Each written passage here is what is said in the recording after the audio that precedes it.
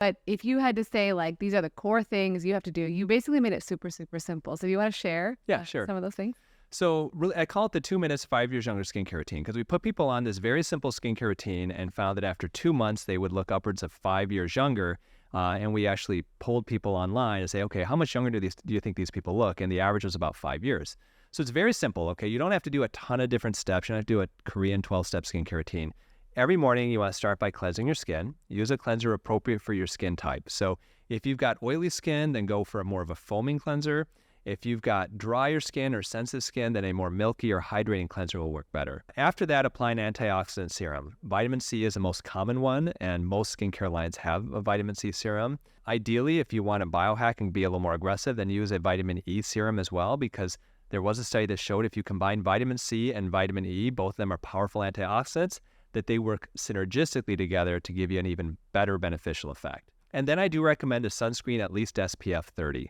Now, our dermatology friends will tell you that even if it's cloudy outside, even if you're sitting in a dark basement all day, you should apply sunscreen.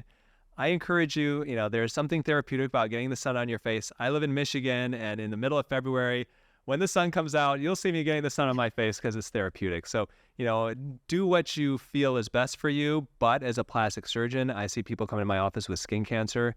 It can be devastating. You do not want to get skin cancer on your face. Yeah. So apply a sunscreen, at least SPF 30. That's all you have to do in the morning. Cleanse, antioxidant serum like vitamin C, and sunscreen. I love it because that's exactly what I do. Oh, perfect. Okay. So evening time, what do? Cleanse your skin. You have to cleanse your skin in the evening. If you only wash your skin once a day, your face once a day, do it at night because you got to get rid of the day's worth of sweat and grime and dust and dirt and pollution. And if you've got makeup, then a lot of people will double cleanse, ideally with like an oil-based cleanser. You can start with that. So you start by cleansing your skin. And then I do recommend at that point afterwards to use some type of a treatment. The one that we usually recommend is a retinoid. So retinoids basically are derivatives of vitamin A. Prescription strength is retin A. Non-prescription strength is retinol. And most big skincare companies have a retinol moisturizer. And I think I gave you one in the bag I brought with me. So that is going to be, if you ask dermatologists and plastic surgeons, what is the best anti-aging cream to use? That's the most tried and true. However, there is a small percentage of people that just don't tolerate it well. And if that's you, if you've got real sensitive skin, then there's a different one you could try called bakuchiol. That's made from a plant called the bakuchiol plant. And there was a study that compared retinol to bakuchiol head to head and found very similar results, but with a little less skin irritation with the bakuchiol. And then if you want to apply a moisturizer on top of that, that's fine. But moisturizers are not mandatory. If you've got oily skin and you don't want to put a moisturizer on, then don't. That's okay. And that's all you have to do at night. You cleanse, use the retinoid, or if you want to go with a bakuchiol, that's fine. Moisturizer is optional. And then what I recommend is once a week if you have sensitive skin, maybe twice, up to 3 times a week if you have quote-unquote normal skin, to exfoliate your skin. You can do that using a gentle scrub, or you can do that using, let's say, an alpha-hydroxy like a peel, a light peel.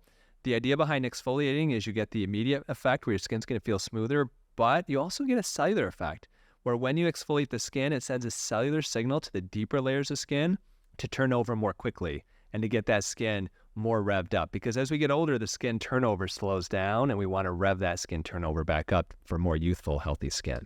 That's the only thing out of all the things that I don't do regularly because it's not daily, so I just forget to. Yeah, you're not alone. I'm not the best with that myself sometimes. Yeah. So lastly, I just want to talk a little bit about hair loss. You did mention PRP injections being helpful.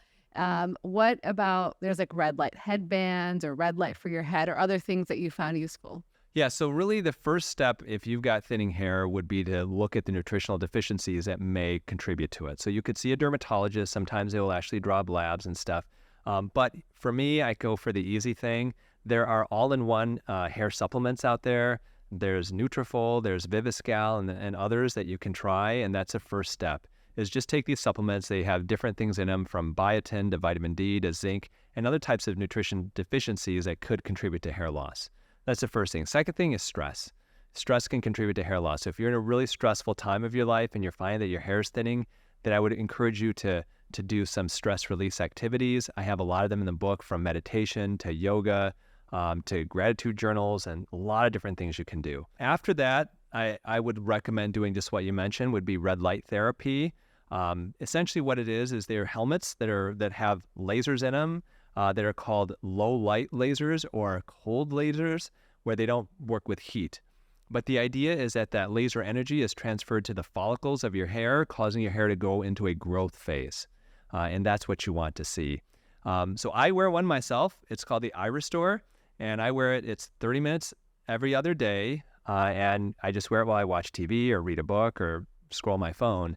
And there are a lot of studies that show that low light laser therapy can really help with hair growth. The other thing that you want to consider would be some type of a topical. If you want, you can go with a pharmaceutical like minoxidil, can work very well. There actually was a study that compared topical rosemary oil to minoxidil for thinning hair and found very similar results, except the rosemary oil had much less scalp irritation. If you want to use a pharmaceutical, super easy. Go get some minoxidil at Target or your local department store, grocery store.